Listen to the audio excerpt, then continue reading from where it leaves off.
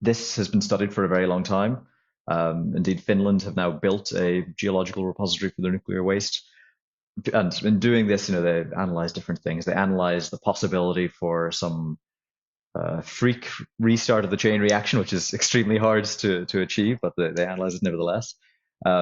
They consider, what if, despite having this very, very thick cask, which has several different layers to prevent different things diffusing out, what if this very thick cask is breached and is covered in water and things start diffusing out? And well, basically, the conclusion is that this does not happen at any appreciable rate, or it can't really happen at any appreciable rate. Yes, you heard an interesting story about what happens with nuclear waste. Stay tuned, we have more interesting stories coming your way on this episode.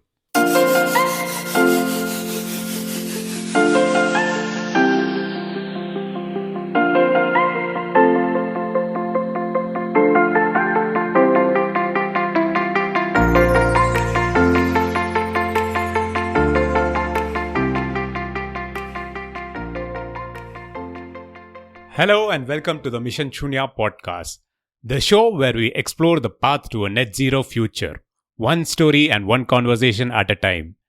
This is the series on nuclear energy. This episode kicks off with a deep dive into a topic that's often polarizing, frequently misunderstood, but increasingly hard to ignore in any serious climate conversations. And to get us started, we are going back to the basics. Because before we tackle policies, small modular reactors, or global developments, we need to understand what nuclear energy really is, how it works, and where it fits in the broader energy transition.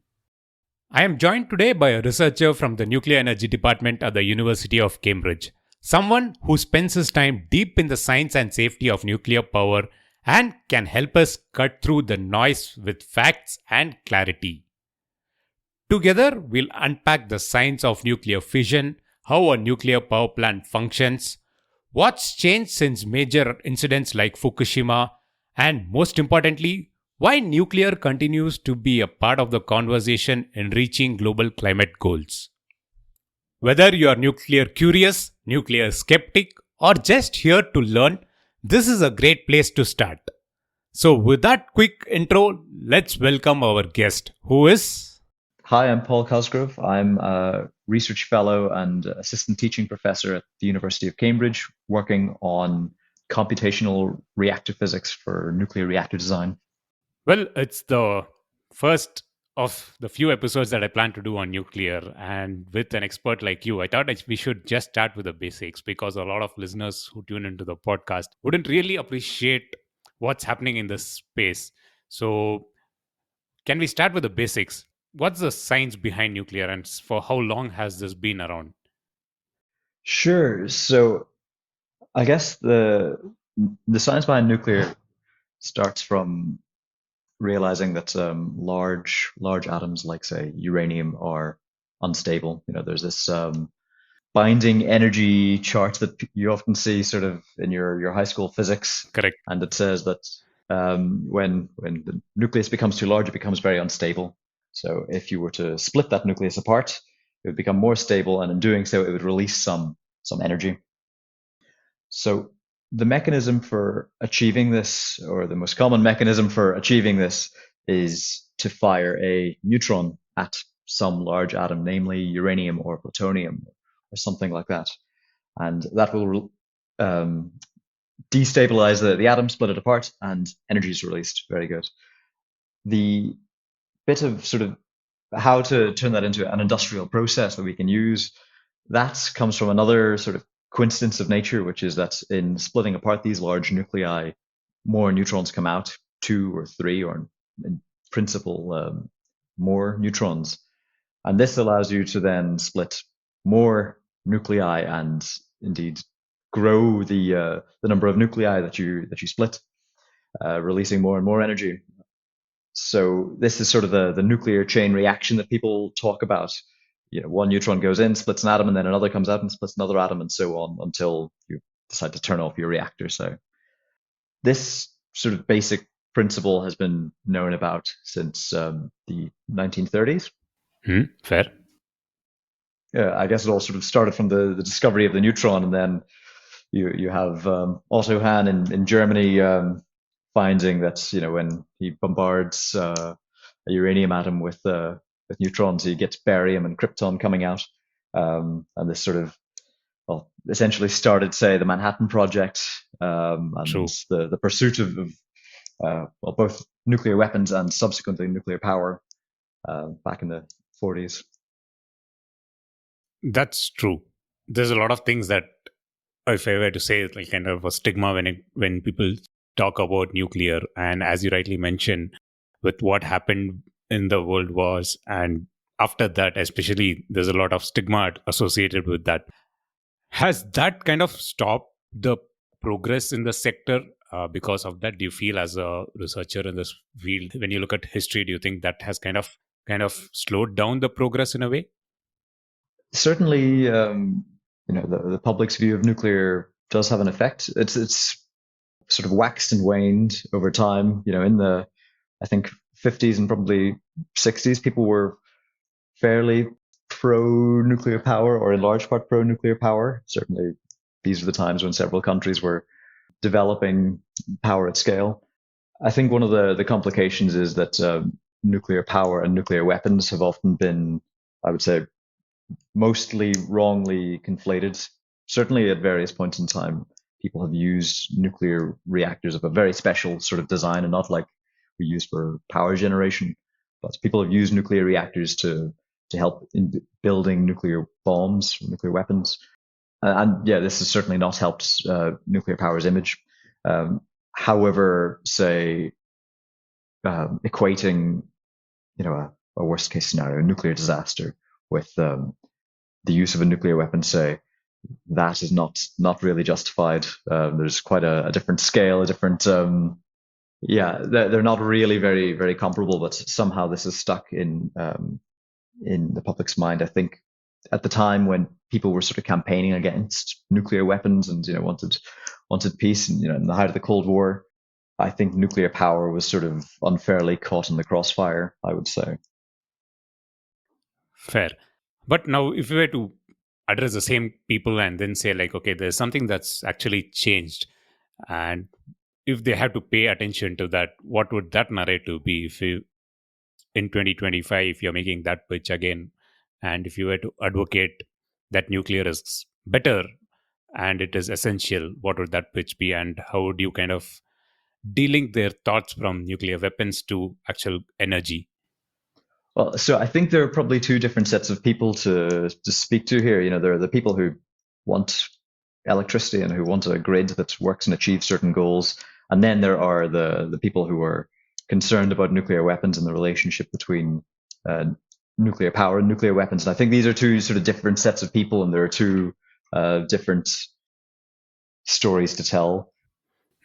So for the people who want to have electricity, say, or want to have an industrial society, what nuclear provides is it's carbon free. Of course, there's no carbon emitted when you split an atom, which is important these days in the face of climate change and so on. There are also costs associated with other carbon-free alternatives. So renewables are very nice, and they are certainly cheap, by themselves. Like a solar panel these days is extremely cheap, but there are costs to Correct. intermittency. If you want to power a whole grid with solar panels, then this is challenging because you need energy storage at a very large scale, which we don't have cheaply anyway. You also need to overbuild your renewables. There are also, I'm not a grid person by any stretch, but I understand there are challenges with managing the grid when faced with intermittency, or say not having inertia, or something like a spinning turbine on the grid makes things more challenging. So nuclear helps, or isn't intermittent. Nuclear is sort of the standard baseload generator typically, though it can be flexible, as is the case in France. Nuclear is also good with respect to energy security in general. While you require uranium, say, to power a nuclear plant, uranium is actually very abundant on Earth. There are a few countries which largely produce it. So, say Australia or Canada or Kazakhstan or a few places in Africa. Um, these produce a lot of uranium, but one of the nice things about uranium is that it's easy to stockpile. It's easy to obtain enough uranium to last you for very many years. And also, there are a few routes to producing much more uranium in the world in the future as well. I think I'm also not a geologist by any stretch, but I think it is quite abundant on Earth. People just haven't really went looking for it because there hasn't been a whole lot of need yet. But there are also some promising avenues to extract uranium from unconventional sources like seawater, for example. So these are the sort of why include nuclear on your grid arguments, I would say. Fair, Paul. No, that was really good. And I think it addresses a lot of questions. But at the same lines, I think some of the other questions that typically pop up, especially when you talk about the fuel, people just understand that, yes, it's a chain reaction. There's this reaction that happens, and then what the steam to turbines and everything is fine. But what happens to the fuel source? I think then there are second set of people who are actually worried about the fuel source. They say like, okay, this is the part that is actually is difficult to contain, and what happens to the fuel source? And I think there is still, if correct me if I'm wrong, there is still a difference of opinion on how do you treat the spent fuel, whether you put it in like underground or you store it deep underwater. So there is a lot of things about the, if I were to say, is it a myth or people don't know the facts? But there is a lot of miscommunication or lack of communication on what happens to the fuel. When you say you can't contain fuel, what happens? Like when you initiate a chain reaction, what is the process like? Okay, how many years does this happen? And then what happens to this? So there's a few things that I'd just like to clarify a bit. So the chain reaction only occurs when the reactor is operating or when it's sort of at power. When you're sort of dealing with the spent fuel, it's quite difficult to obtain a chain reaction outside of some quite freak circumstances. So there haven't been any nuclear disasters which have involved spent fuel. Like there's never been a sort of spent fuel leak, at least not in the Western world. Maybe somewhere in the depths of Russia where they're doing something dodgy and undocumented. But there's never been a spent fuel leak. Okay, but typically, what happens to the fuel cycles? Like, is it like 5 to 10 years, or how long does this fuel cycle happen, and what happens to the spent fuel in a way? Well, so I guess fuel that goes into a reactor, typically in standard nuclear reactors, your fuel, which is uranium dioxide, slightly enriched in uranium-235, because there are two isotopes of uranium, and one of them is able to sustain this chain reaction, uranium-235. So it goes into a nuclear reactor, and typically it will be in there for, let's say, I think it's about 4.5 years. Mm.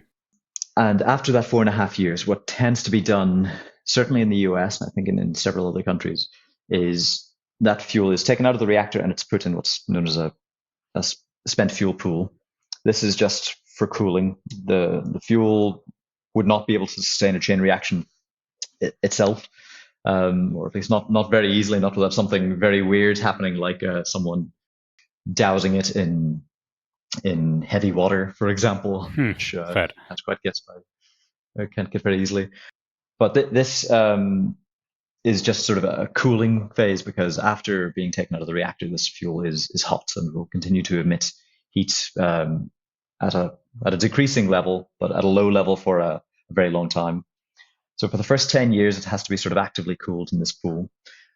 After that, it is taken out and put in what is known as a spent fuel cask, which is just a big concrete, and well, I'm sure there are a few materials in there, but a big cask which encases several fuel assemblies, because they come in sort of 4-meter tall chunks, and there are a few of them that fit in these casks.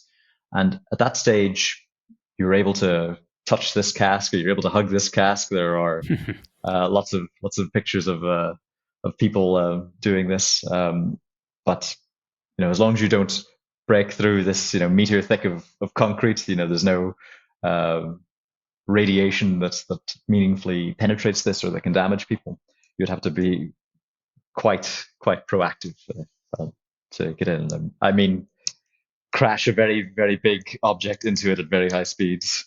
Yeah, I think that is the point where there are a lot of things that come out. I think people who are not pro nuclear actually pick out that and say, like, okay, this is something that we are putting deep under, but we never know what will happen. As a scientist, what do you think are the chances that something a century later would turn catastrophic? So I guess my read on the sort of long-term storage of nuclear waste. So after this has been placed in a cask, this will hopefully be sent to ultimate disposal. And we do this with many many things that we don't as a society want to have sat on the surface or for someone to mess around with, like mercury or lead or many other toxic things. So with those, we tend to bury them a few hundred meters underground, and that's sort of it. And ultimately, it's the same thing with nuclear waste. Like, we have decided as a society, at least for other substances, that this is an acceptable way to treat things, and there's really no difference, as far as I know, for nuclear waste. So basically, this has been studied for a very long time. Indeed, Finland have now built a geological repository for their nuclear waste. And in doing this, they analyze different things. They analyze the possibility for some freak restart of the chain reaction, which is extremely hard to achieve, but they analyze it nevertheless. They consider, what if, despite having this very, very thick cask, which has several different layers to prevent different things diffusing out, what if this very thick cask is breached and covered in water and things start diffusing out? And well, basically the conclusion is that this does not happen at any appreciable rate, or it can't really happen at any appreciable rate. And so, there are studies in this, of course, but there's a very nice, actually, an experiment that we have which occurred in nature, which was that once upon a time, the French engineers or scientists were in Gabon, and they were looking to find some uranium ore to use to power their reactors. And they went to some deposit, and when they went there, they found that, much to their surprise, actually there's much less uranium 235, the isotope here, than we would expect. So this implies either someone else has come here, dug up the uranium, removed the good stuff, and then put it back, or else there was a natural chain reaction which happened in nature, which is exactly what happened. Once upon a time, when uranium was more enriched, a few billion years ago, naturally more enriched, a chain reaction actually did occur underground. And this occurred, a few tens of meters underground anyway. But they were able to examine sort of how long this reaction occurred, or the dynamics of this reaction. And they were also able to examine the products of what came out and how far they traveled. And essentially, this is sort of the worst case scenario. You have a nuclear reactor like operating in the ground, and everything's just allowed to spread out. And they found that nothing traveled more than basically a few meters in the billions of years that have passed since. Meanwhile, so I remember looking this up once. I'm from Ireland, and at the same time, Ireland was sort of based off the coast of Africa, and it moved all the way up to where it is now. But those nuclides didn't travel more than a few meters in the ground. Wow. Well, that is definitely encouraging. But as a scientist, do you also fear that there hasn't been enough proof to kind of put this misconception or fear to kind of rest once and for all? At times, do you think that is also the case? I don't know. I suppose I go back and forward on what makes for good scientific communication. So on the one hand, it's good to tell people and inform people, but different people respond in different ways to different bits of information. So what some people might find encouraging if I say, oh, we're going to bury it 400 meters underground. Hmm. Other people might say, why 400 meters? Why does it have to be as deep as that? That's a bit concerning. Fair. So I would say I'm not really sure what's the best strategy for communicating to the general public. Um, I'm inclined to say something to the effect of actually, nuclear probably doesn't do itself any favors by, in my experience, saying all the time, we are safe. Everyone, we are safe. Believe us, we're safe. That's, I think, makes people paranoid. That's my read. The analogy that I have heard is that this is like a restaurant saying, we have so few rats and we've got even fewer rats than last year. It doesn't really encourage you, I don't think. No, that is true. I kind of now understand the position that you are in. Now, let's shift gears and move back to the safety of large projects. Generally, people, when they hear about nuclear, they also hear about stories from Chernobyl and Fukushima. So, how do you think the safety of the projects themselves, the plant construction and operation themselves have changed, or how has science and technology changed in building new power plants? So, how has things changed to make it more safe? Sure. So I guess Chernobyl is certainly the big one that most people have in their heads. Um, the Chernobyl reactor design was known in the 40s basically to be unstable by both the US and the UK. I Mm. think, to be honest, even when Russia designed the reactor, they knew it was significantly unstable, but they went for it anyway. So this is all just to say that this design is not pursued by anyone who has safety in mind, I should say.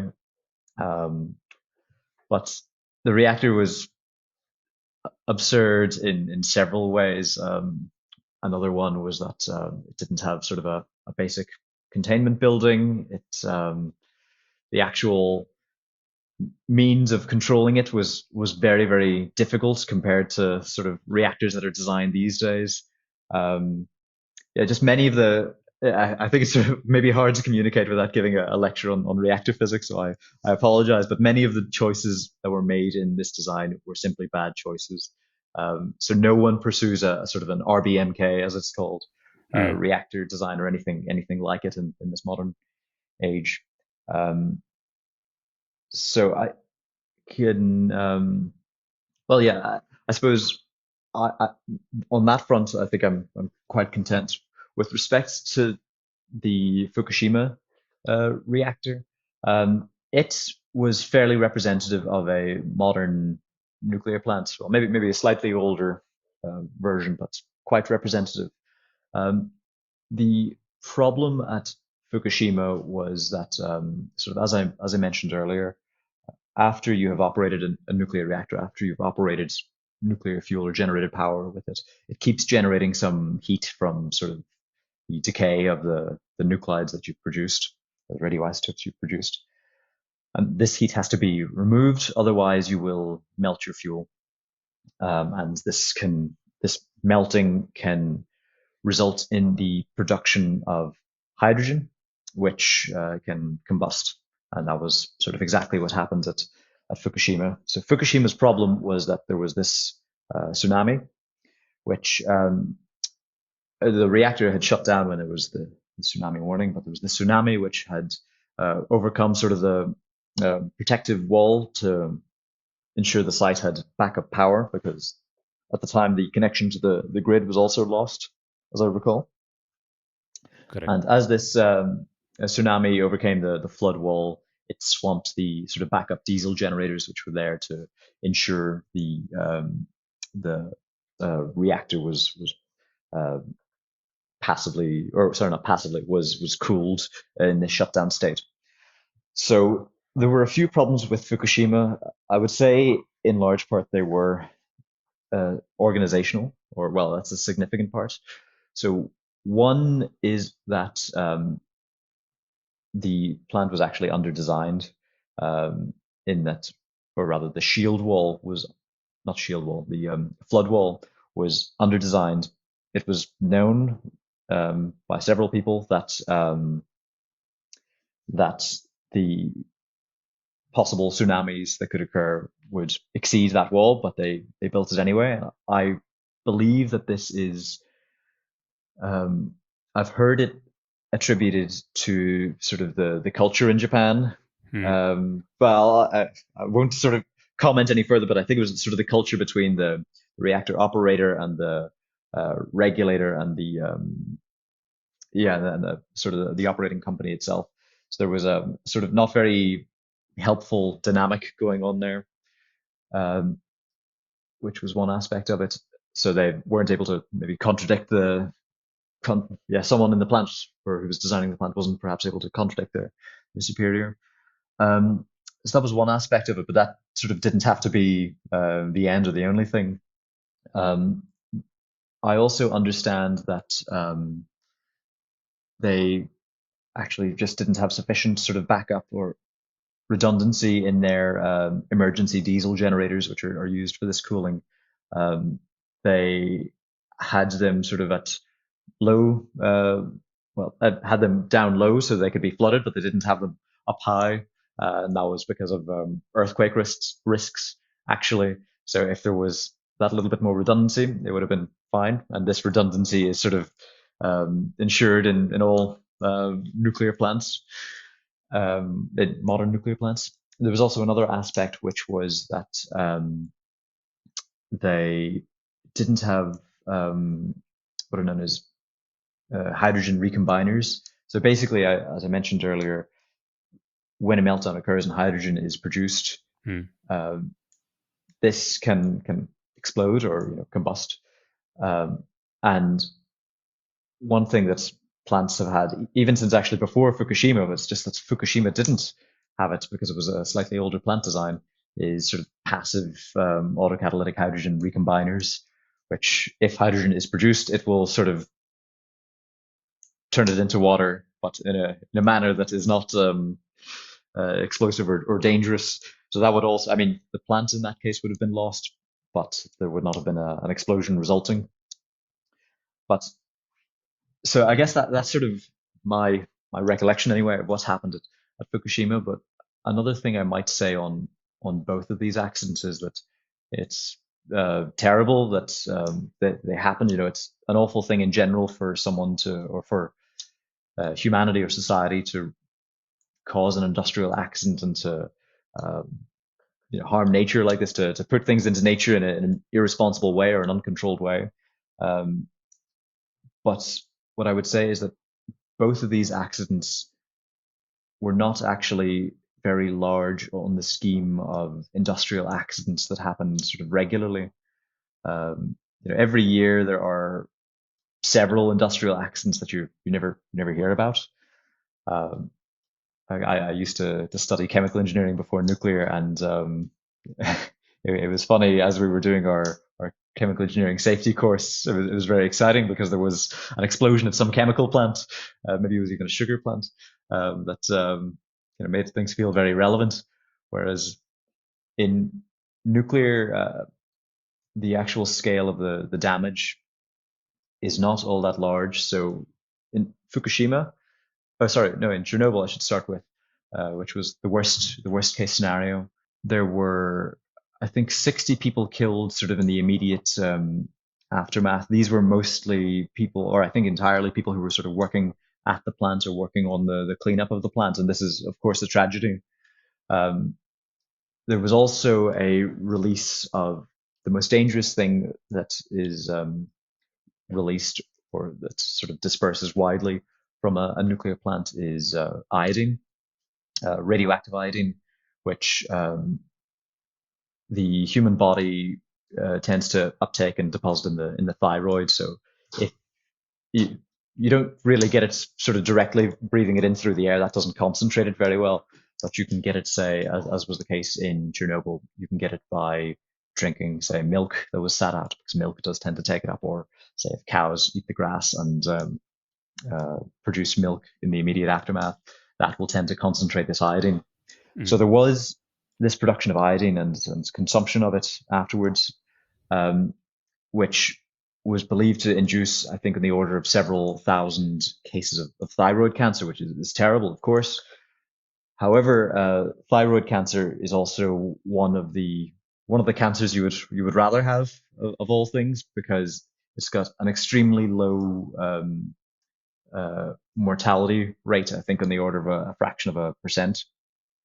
So while it is terrible that this was caused, the I think expected number of deaths from Chernobyl is on the order of 100. This is not at all to excuse that, but it's just to say that compared to many of the chemical disasters we might encounter, say, you know, Bhopal, for example. Not that we want to be comparing ourselves to Bhopal, but on the scheme of industrial disasters that we sort of regularly deal with, uh, this is not actually up there in terms of the numbers of fatalities or the damage to people and society, indeed. Um, on the other hand, Fukushima is the release was much smaller for several reasons. The radioactive release was much smaller for several reasons, um, and also, yeah, I think the Japanese government was much better at dealing with the immediate aftermath of Fukushima than certainly the USSR were with dealing with Chernobyl. Um, so this amounted to saying stay indoors, and if you have any milk that's sat outside, don't drink it, or if you have any cows that are producing milk, don't drink that. Like very simple and sensible things, but to the extent that there's essentially no expected increase in mortality as a result of Fukushima. No one has died as a result of Fukushima. No one is expected to die. Just to caveat that slightly, there was one worker at Fukushima who um, came down with an unrelated cancer. I think maybe it was a throat cancer or something like that. But this is not actually believed to be connected to the radiation dose received. I think this type of cancer is, uh, given the number of cleanup workers there were, this type of cancer is sort of expected given the population size dealing with. So I think that family has actually been compensated, but I think that was more on the side of caution, is my understanding, than it was as a direct admission of, of guilt, I would say. So I don't think. Well, I'm certain that Fukushima is not expected to um, increase the mortality in the surrounding population. No, fair point, Paul. I think I get the analogy that number wise it looks small compared to the other disaster that happened. But yes, of course, as you rightly pointed out a few times during when you mentioned about examples, you were right. The idea is to have like 100% efficient, have 100% safe without any mortality. So everything is very essential, but all these are unfortunate. But it is also good in a way that people have learned there are more systems and processes to ensure that this doesn't happen. So that's good, good in a way. All this leads to my final question on this. But before that, I would like to know, you did mention about energy resource that is low on carbon emissions as well. Have you Mhm. kind of, by any chance, looked at what is the carbon emissions across the full nuclear life cycle? Do you have any numbers to share on that? Yes. So the IPCC, their best estimate is for about that's nuclear produces about 12 grams of CO2 per kilowatt hour. It's sort of the same as wind, basically. They're both about 12, I think, grams of CO2 per. Maybe it is megawatt hour. I'll have to double check that. But this is yeah, quite low. I think solar, on the other hand, is maybe about 30 or something like that. Um, I think for all of these energy sources, it's sort of these calculations are performed in a world where we do our mining and do much of our processing and generate much of our electricity with fossil fuels.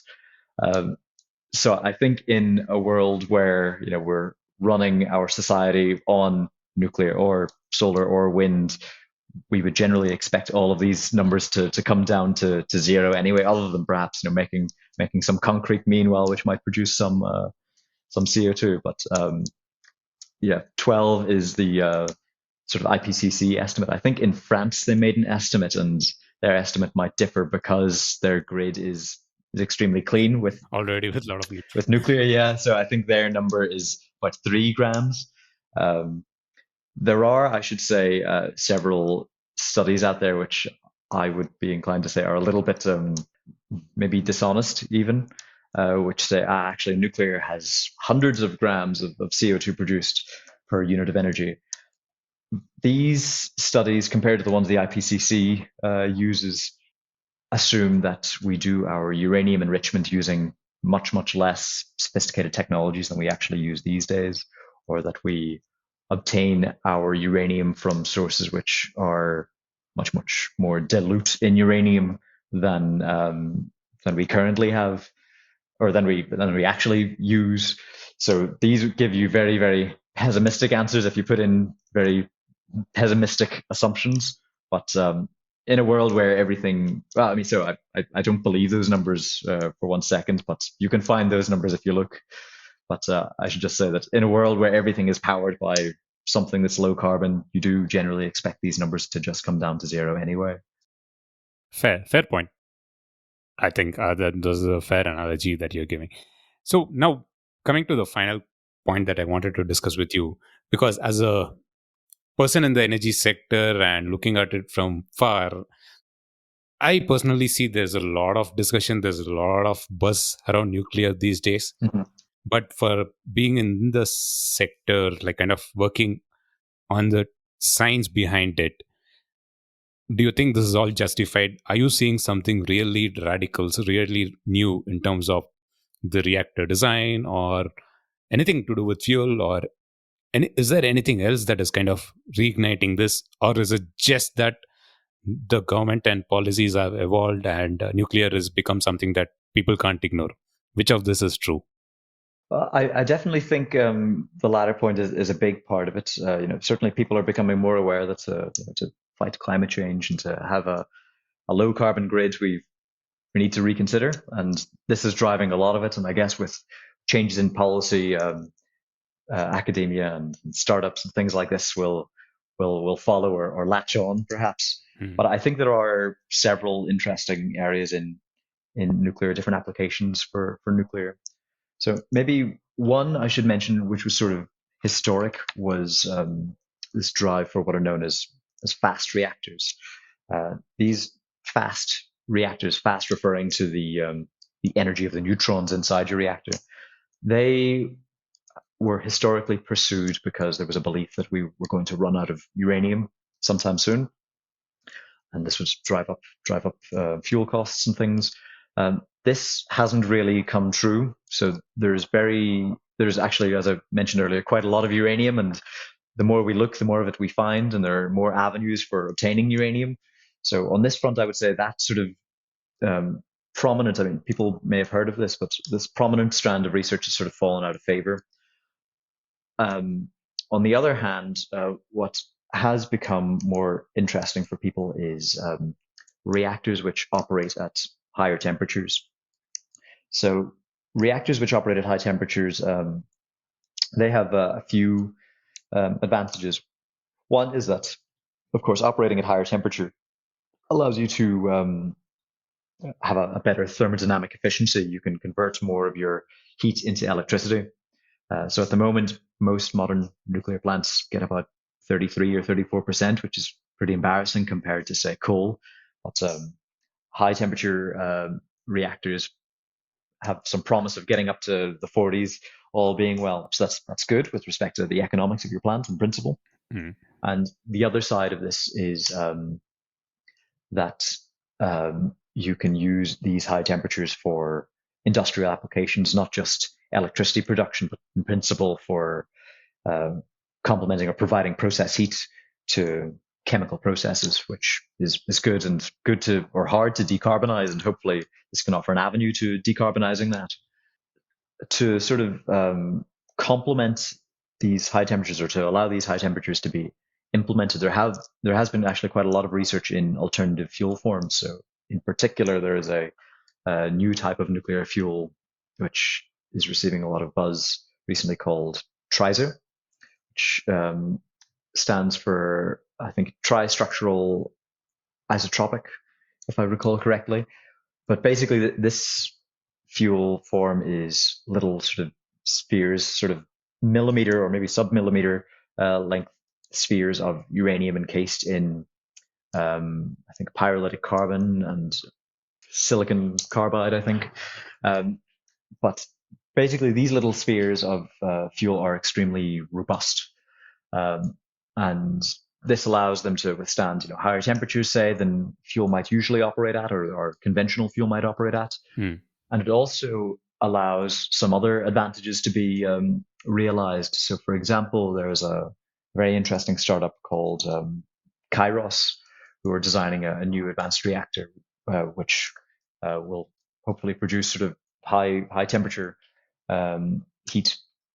But it uses this fuel, and they recently were able to convince the US nuclear regulator that because they've got this additional sort of barrier to fission product or fuel release sort of built into their fuel, they are able to do away with the containment building surrounding their nuclear reactor, which is quite expensive.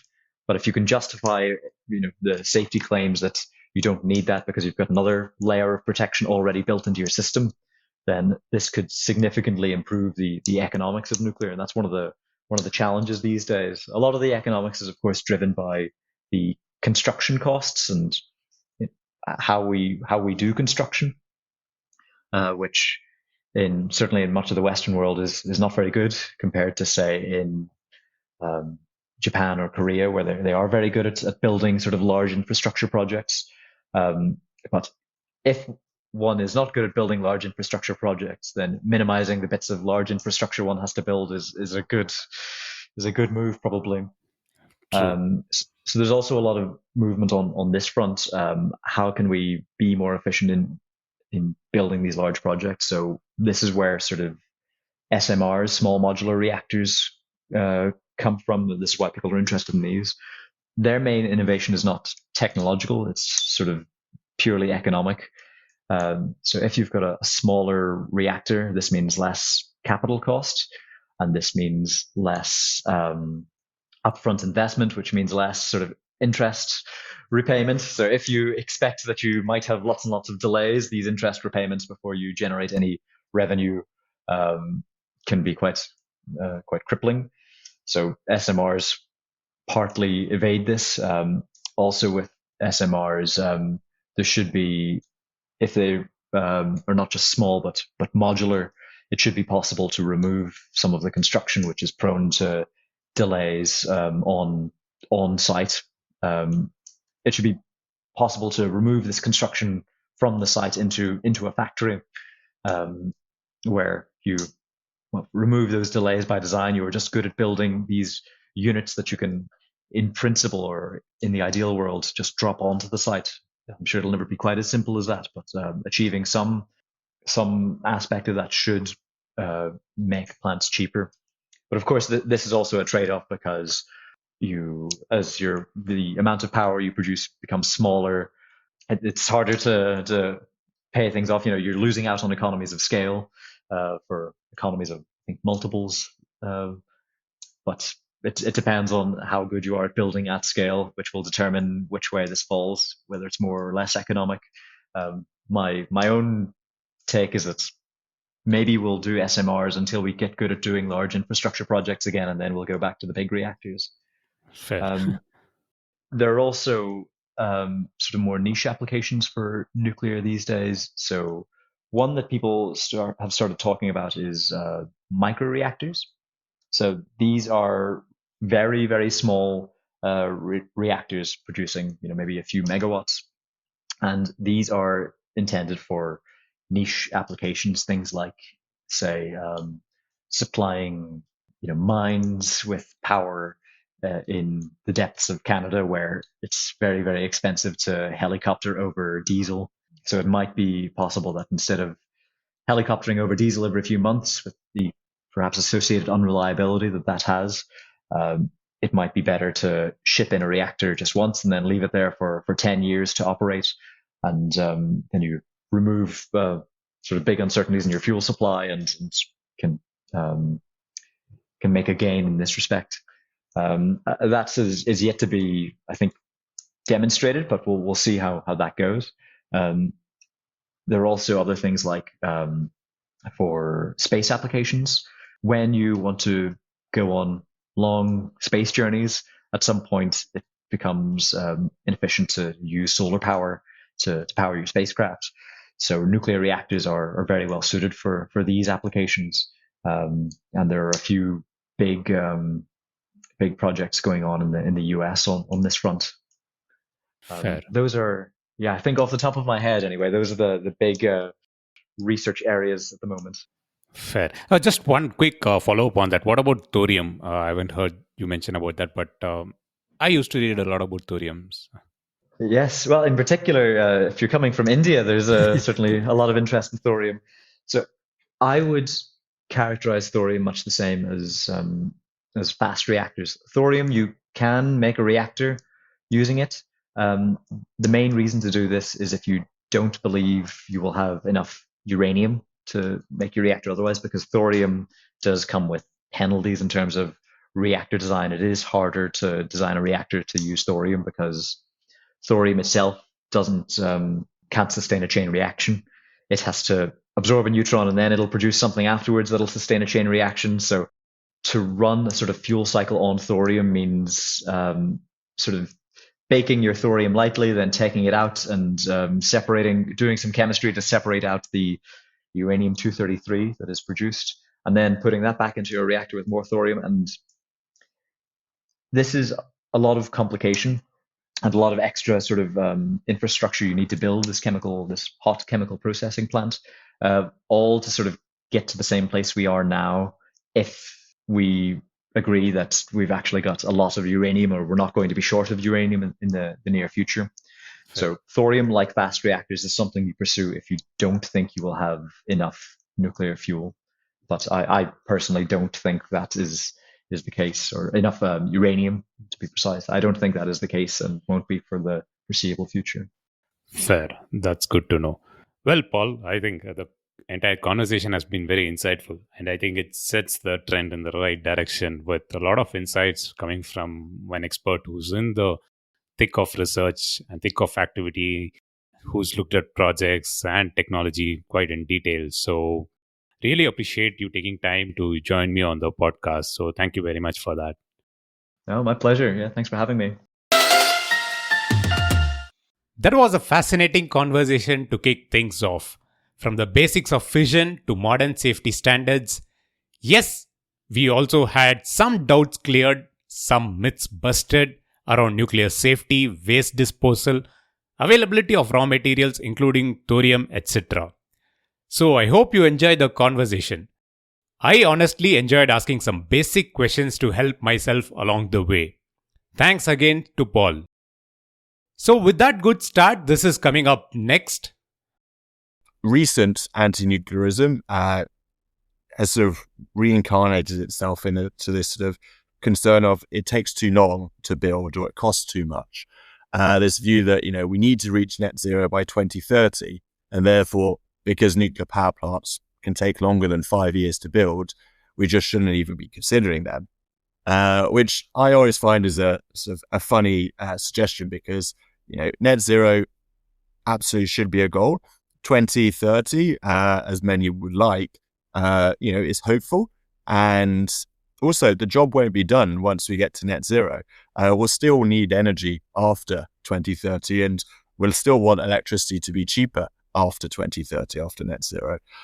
So, the argument for not building nuclear now because it takes too long and may cost too much doesn't really hold muster in sort of the grand scheme of the next 100 years of energy needs. So stay tuned, stay curious, and keep questioning. With that, this is Girish Shivakumar signing off, and as always, thank you for listening.